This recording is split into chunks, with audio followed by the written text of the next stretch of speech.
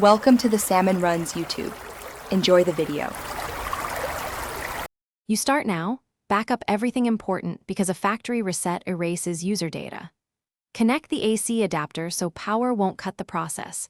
Battery interruptions can corrupt the system.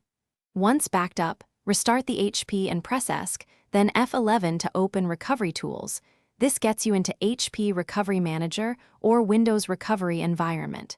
You do this first to access the built-in reset options. That way, you avoid reinstalling drivers manually later and preserve recovery partitions if present. Once in recovery, choose Troubleshoot, then reset this PC or open HP Recovery Manager for branded options. You must decide. Pick Remove Everything to restore factory state. This wipes user data and apps, or choose Keep My Files to preserve personal files while reinstalling Windows.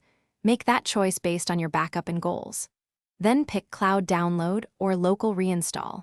Cloud fetches the latest image over the internet, while local uses your recovery partition, which is faster but might be older. You confirm the reset choices and start the process, then let it run. Typical times range from 30 minutes to over an hour, depending on your drive and options. Once complete, follow Windows setup prompts and run HP Support Assistant to reinstall drivers and firmware updates so hardware works correctly. If the recovery fails or the partition is corrupted, make a USB recovery drive on another PC. Then boot the HP from USB and retry the recovery. That usually resolves partition or image errors quickly. Thanks for watching. Consider subscribing if we helped you.